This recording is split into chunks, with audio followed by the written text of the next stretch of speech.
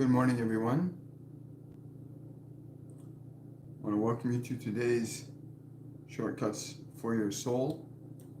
And today is about the concept and the consciousness of the unknown Savior.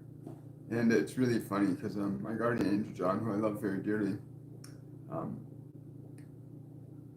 he said, people are looking in this world for the freedom and the joy and the love and the happiness that they seek, when in fact, in this known world where everything you can figure it out through your senses, the real place to find the love and the happiness and the joy starts in a place that is unknown to most of you, but that place of the unknown is your Savior. He said, William, what you do not know is your Savior. What you know is just what you know. It will continue to keep you in a cycle of what is familiar to you, and you will not experience change. And I said, you're absolutely right, John. And it's true. Most of us are dealing with what we know all the time, what we know in our minds, what we know in this world, and only a small fraction of us really go outside of what is known into the unknown. And it is from the place of the unknown that John says that we will find our Savior, which is what we do not know, right? It's what we do not know that is our Savior. Because everything that we know just helps us to repeat the same thing. I don't want to get into a lot of discussion about it. I'll let John come through as he needs to, but I really want to focus on this concept of the unknown being our Savior. Because we are so familiar with our past, and we're so familiar with what that past might mean about our future. We can create all kinds of stuff and nonsense from what we remember about what could be, or from what other people tell us. But how often do you step outside of what you know? How often do you step outside of what you remember? How often do you step outside of those familiarities to give yourself an opportunity to go into the unknown, to find a new you, a new life, a new self in the unknown? And yes, John is just saying to me right now that this is the only place where you can create change from, is going into what you do not know. You cannot experience anything new from what you already know. You can only reach and aspire to a new life through what you do not understand and what you do not know. For that is the place where your soul can grow, where your spirit is set free in the unknown. In the unknown. Good morning, everybody. Hi. Hi, Miriam. Hi, Ruth, Tanya, Janena, Maria. Hello. Yeah, the unknown Savior. It's a very important area. And it's for me, it's a bit, I feel a bit unnerved today at that realization that there's so much more of what I don't know than what I do know. What I know is a very small, infinitesimal piece of information about my life experiences as I had it through my 5 physical senses. What about you? How much do you know compared to what you do not know? Because what you already know can only give you more of what you already know, right? That's all you can get. You can only get more of what you know from what you know. You can't, if you think the same way and you do things the same way and you are the same way, you're going to keep getting the same stuff. You might get variations and slight variations in it, but ultimately, why do relationships not work out the way they're supposed to? Why do you end up going from one situation to another? Why does that keep happening? Because you're still dealing with what you already know. You're still repeating, reviewing, reliving what you already know. And this time of ascension is a big unknown. We only know that our consciousness is shifting and changing. We know that there are planetary and solar and galactic changes underway. And we're trying to figure out what that means with what we already know. And so we take what we don't know and we try to fit it into what we do know. And then we really don't know what we don't know because we're trying to figure it out from what we do know. And the only way we can begin to liberate ourselves from what we know is to truly start from the perspective of what I do not know. And for me, this morning, letting go of the old familiar feelings and the old familiar memories and the old familiar behaviors and doing something different was really important for me today. So I got up and I did things very differently, and I moved very slowly and meticulously. I broke some patterns that I normally have just to see what my experience would be. And I challenge you today to do the things you would normally do differently than you do them. To do the things, think things, communicate with people differently than you normally do, so that you can begin to get into John's calling it, it's called a spiritual a spiritual zone of uncertainty, where you move yourself from what is familiar and you move yourself into a new state of being by engaging those energies of life that put you into the new and the different, that alter your mind and bodies by your choices. You have to choose to surrender old patterns. You have to choose to embrace new thought. You have to choose to release old thought.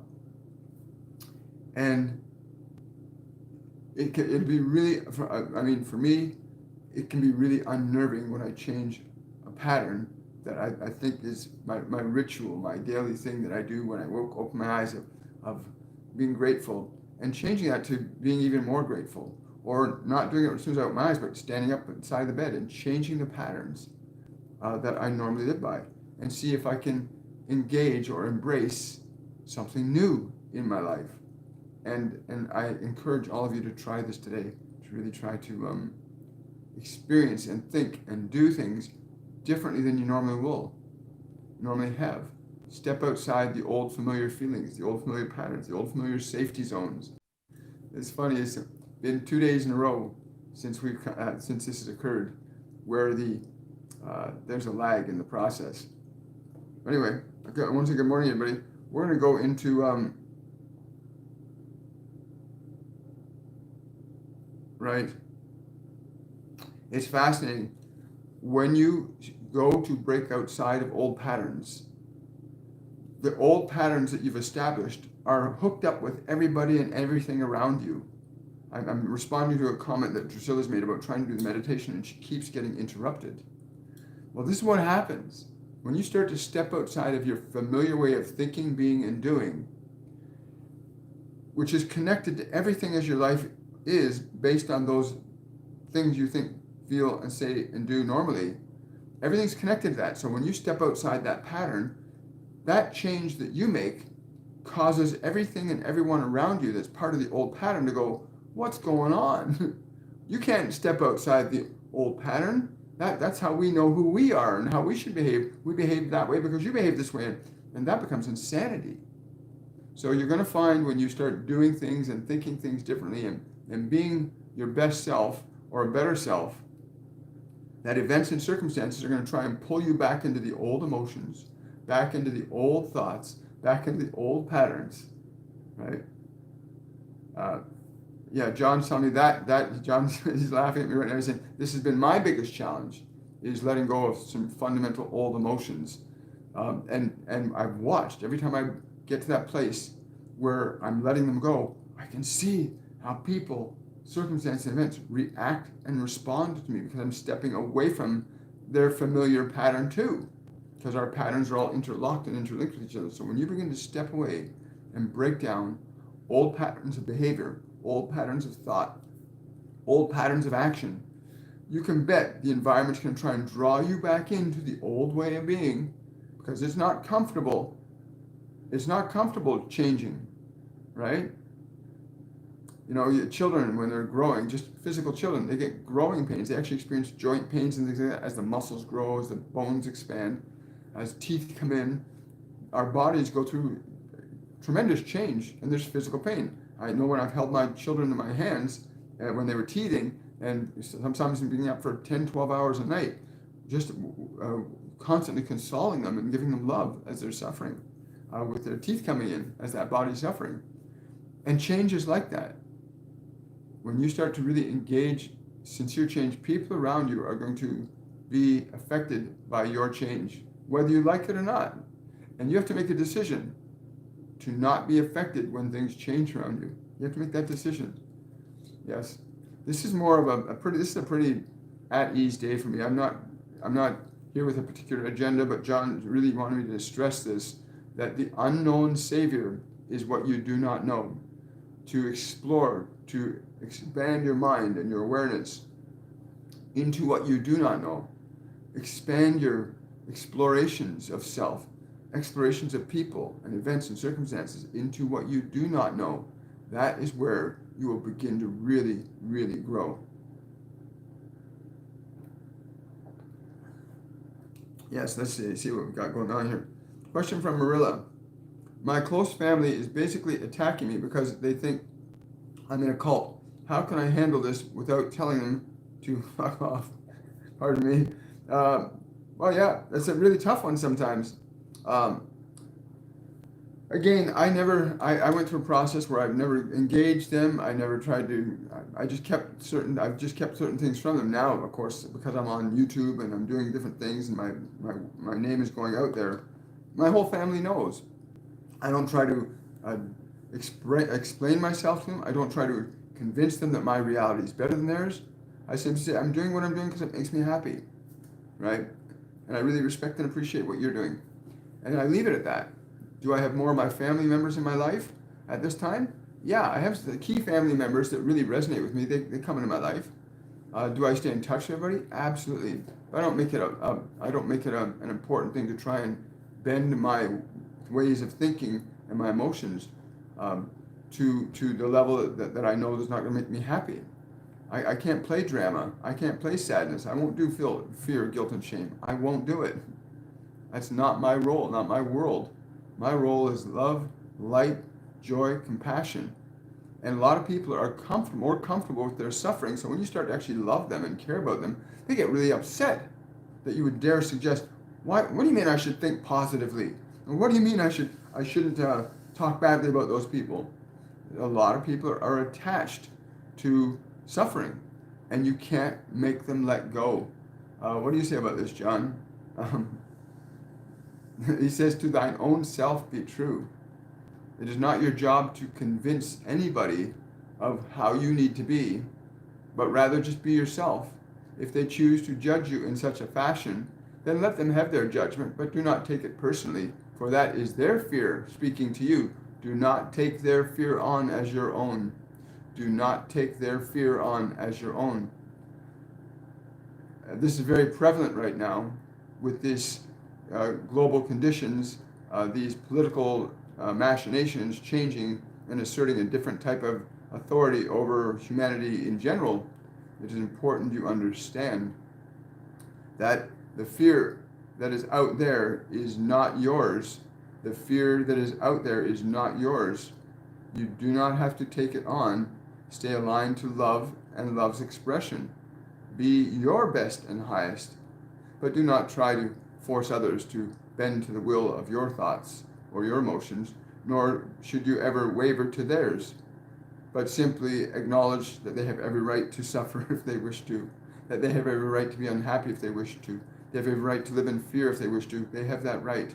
This is a free will zone, and you are free to suffer, and you are free to live in bliss. The choice is yours. But I would not suggest that you force yourself to be anything less than what fulfills you to be your best self. Not even for others, not even those closest to you, if they would wish you to suffer like them. Do not do this, unless, of course, you're choosing to suffer. It's going to give you a peace that's greater than the peace you would have being fully who you are. Thank you, John. And it is true. We really need to stay aligned to love, regardless of what other people think, feel, say, and do. And sometimes that can be really hard.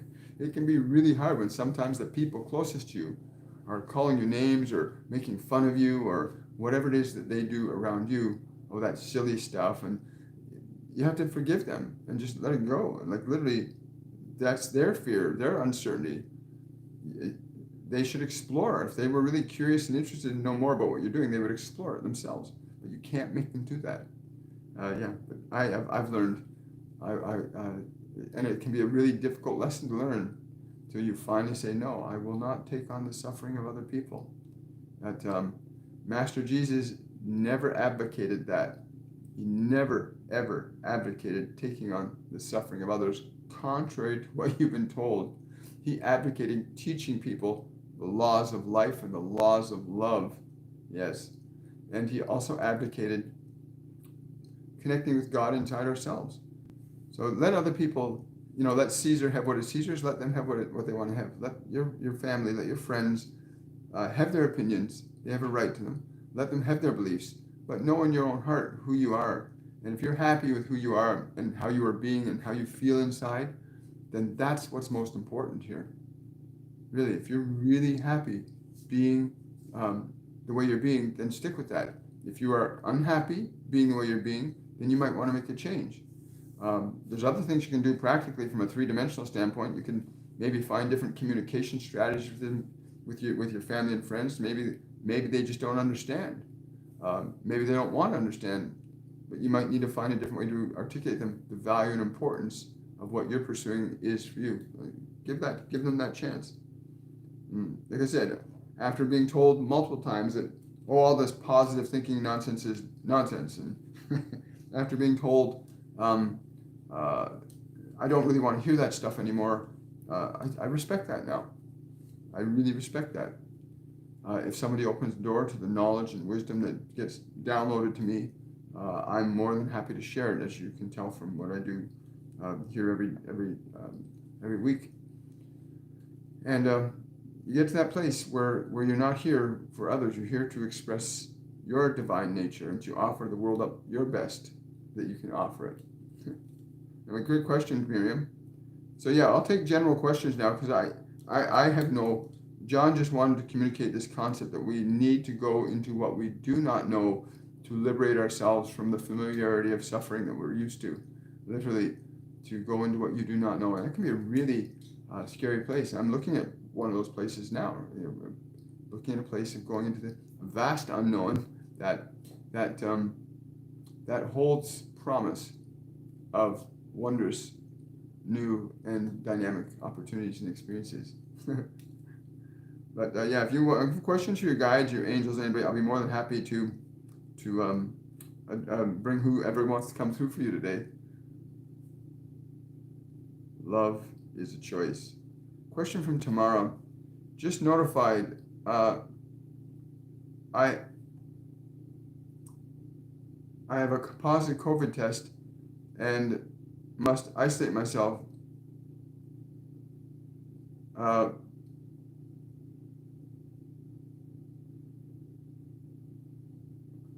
I just notified I've gotten a COVID test and must isolate, but channeling Jesus, he said, if I look in my heart, I will find a different answer. What do I do with this confusing information? Yes.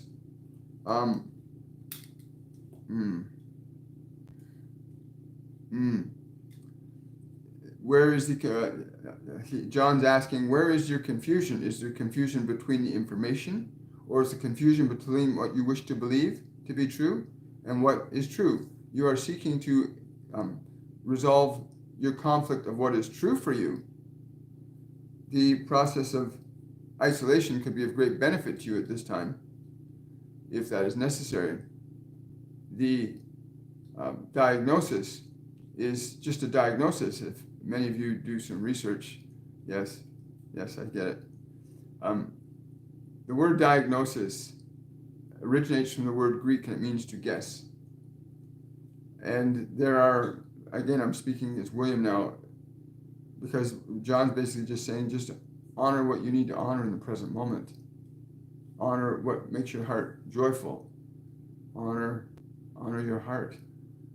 Honor your heart. Master Jesus. Do not seek to define yourself by the world, dear one, but define yourself by the love and the spirit within you. Define yourself by the love and the Spirit within you, not by the world. Do not let the world define you.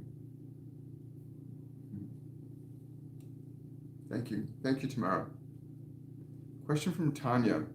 I have resistance towards a new job that is being offered to me. Is this just being afraid of it, or is it my emotional compass? Can I be sure what to think about this? I'm really great. That's a really beautiful question, given the context of today. You really want to understand: is your fear based on what you know about the job, or is the fear based on you're going into something that's brand new, that's outside of what you would normally do?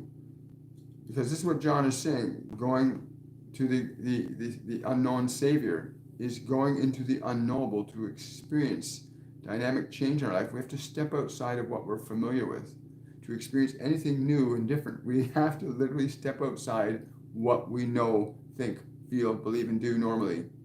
It's the only way you're going to create real change in your life, is to step outside of your familiar way of thinking, feeling, and being. When he said that to me this morning, I'm going through a whole reevaluation of how I think, what I feel, what I believe, what I do, and seeing, is there a better way I can be? Can I be engaged greater, excuse me.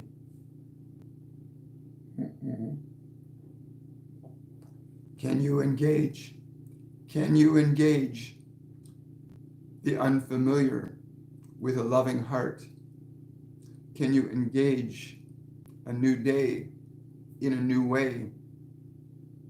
Engage that which is unfamiliar to you with love. If you embrace anything with fear, there are certain inevitable results. But if you embrace it with love, in spite of the discomfort of the unfamiliar, you will liberate yourself from what has imprisoned you to the familiar. Thank you. I'm just giggling because I don't know who's coming in with this saying, get ready, because the ups and downs that you're going through right now are simply the steps of motion forward to your spiritual unfoldment. What you are going through, these ups and downs, are merely the steps you are taking towards your spiritual fulfillment. Yes, thank you. Wow.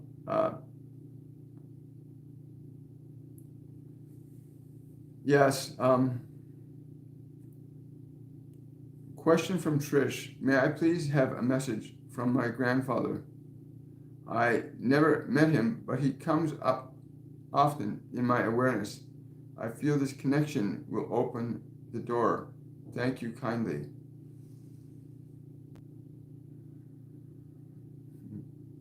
They always feel joy when you deliberately and consciously connect to someone that has not been fully aware that they are still aware. There's always this massive awakening of joy.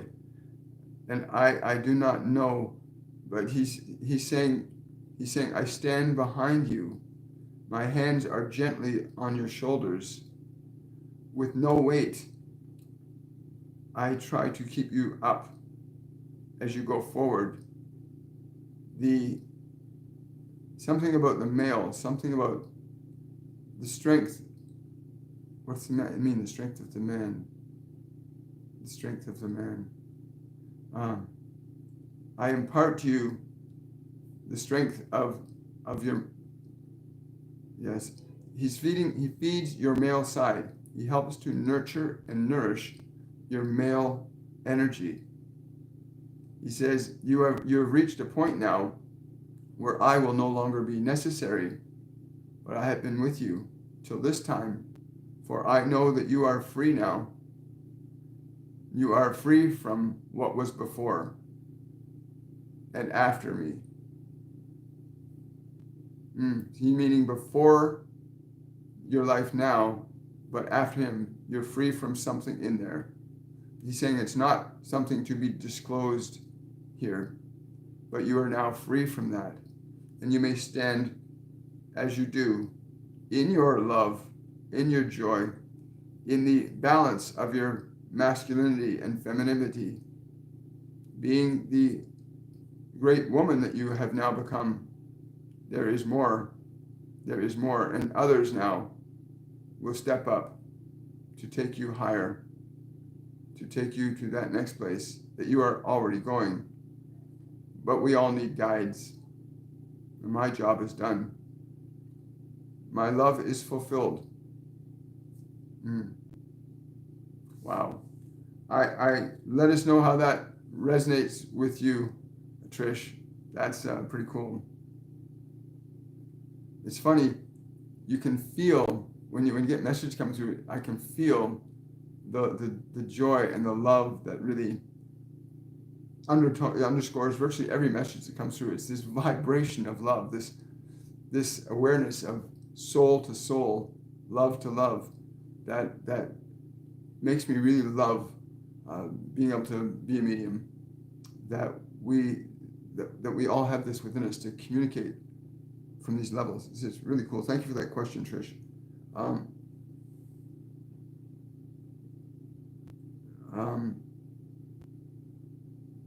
Yeah, it's beautiful. It's yeah, that's really cool. When you feel love, it totally blows your mind away. When you feel love, when Master Jesus or Buddha, your guides, your angels, when you really connect to them and you feel their love, it leaks out through your eyes sometimes. It's a really beautiful thing. Thank you, Inshiru. Thank you for that donation, Inshiru. I really appreciate that. Question. Good morning. Am I on the right track to healing my lungs? And how can I strengthen the discipline necessary for healing? Wow. I got Raphael coming in. He's coming in with great excitement for you and this question. He says, I stand with you. It is important that you remember the sacredness of your breath, no matter how it may be experienced by the body itself. In your awareness of your sacred breath, when you draw your breath in and you feel that you are drawing life and light into your body, and when you exhale, you are releasing light to the world. When you understand the sacred relationship that you actively participate in with every breath of your body, then all will become sacred.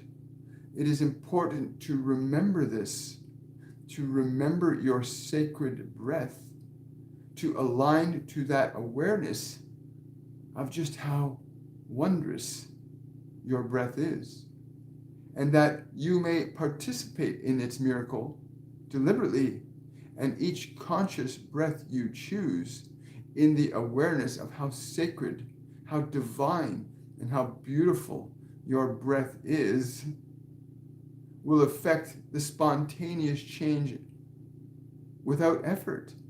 Simply the recognition of the vibration of the sacredness of your breath will begin that process of transformation that you're still seeking beyond yourself, but you are that transformation. When you assert that divine breath, you are asserting a divine instrument into matter.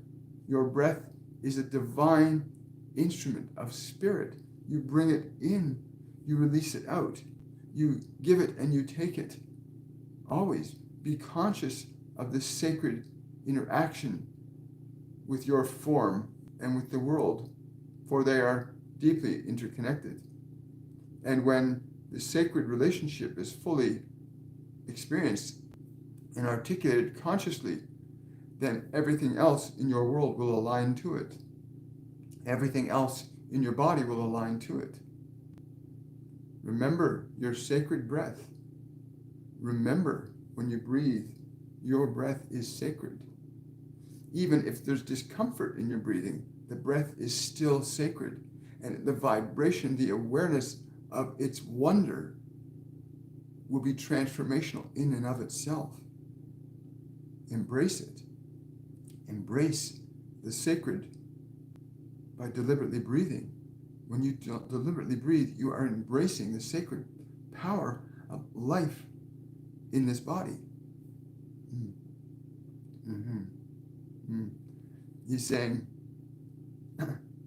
my hands are behind your lungs, dear one. My hands are behind your lungs. And he's lavishing them with this light. He's lavishing them with this light that it's like a golden white light with a tinge of green in it. And he's saying, I honor the sacred in you. I honor the sacred in me. I honor the sacred in all that is. Yes. Wonderful. Thank you. Thank you, Inshu. I really appreciate that. Oh, thank you for that donation, Trish. Really appreciate it. I just want to add to that, Trish. Yes, there are some beings that are going to be coming into your life. There are going to be some beings coming into your life. Yes, over the coming weeks, you'll begin to feel them as your grandfather steps back, because you now got this balance going on. Yes, Kuan Yin will be working with you. She's saying to me right now, be mindful that you keep the temple clean, vibrationally pleasing. Keep your temple clean and vibrationally pleasing. I know, and again, you'll understand what that means as you understand that. I know when Kuan Yin wanted to channel with me about 1.5 years ago, she came to me and she said, you have to clean your body up a bit before I come through you. So I literally went on a fast later that day, and the following night, the next day, she said my body was acceptable to channel through. And since then, of course, I've been more mindful, but really important to keep your temple sacred. Really excited for you, Kuan Yin. Thank you for that donation, Trish. I really, really appreciate it. Question from Sanyukta. When we have dreams, how can we understand the message behind them? I keep a dream journal, but the dreams are very different. Thank you. This is a really interesting question, and I'm going to answer it first from my perspective, and then I'll ask my guardian angel, John, what he thinks. But from my perspective, most dreams, not all dreams, most dreams are usually your brain trying to comprehend, assimilate, and understand preceding events from that day or the day before. John saying it's not so much important the meaning of the dream as it is the feeling of the dream. If the feeling of the dream is pleasing, then you are integrating greater light. If the vibrational meaning of the dream is discomfort, then it is time to transform an area of your life into more light. You may query yourself as to which area requires the enhancement, the spiritualized energies. It may be your body, it may be your mind, it may be your emotional field, it may be your astral realm, it may even be your soul, it may be your divine soul.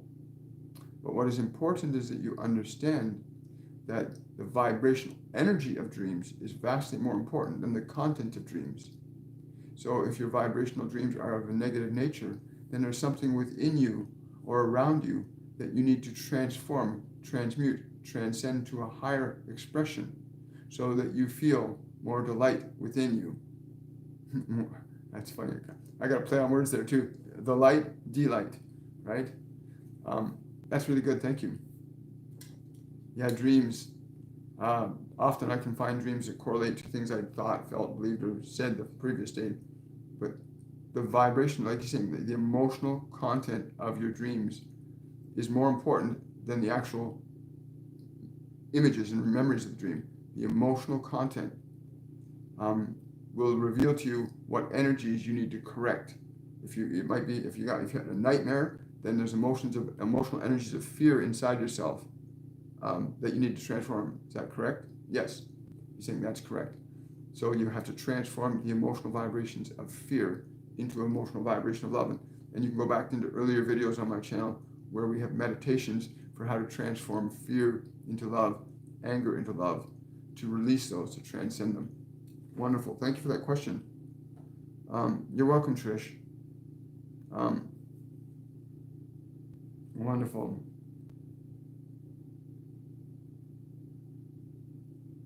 Okay, wonderful. You're welcome. Well, this has been a very illuminating morning for me. The challenges on the world today are great. And this ascension process, these energies we are in are real. There are frequencies of energy that your body resonates at. There are frequencies of energy that your mind resonates at. There are frequencies of energy that your soul resonates at. And it's important to understand which energies are affecting you and how to transform or transmute them from one state into another. You know, you can take an emotion of fear and you can literally change it in seconds. You can literally transform emotion of fear that fast. In our Mediumship 102 program, we go into great detail and practice on how you can change emotional energy from one state to another. It's a very profound and simple process. It's not meant to be complex. Life was never meant to be complex. It was designed to be simple and easy to understand and comprehend. And I hope that you go today and explore more of the unknown. Think differently than you normally think. Do things differently than you normally do. And watch what happens around you, because people that are familiar with you being a certain way are going to start to question, why are you doing that? And you'll start to see who wants to keep you where you are and who wants to get curious about where you're going, right? Very exciting. Hi, Lori. Good to see you again. Question from Janina. I hope I'm pronouncing your name properly. Do you have any message from my guide to do with my energy therapy and my mediumship?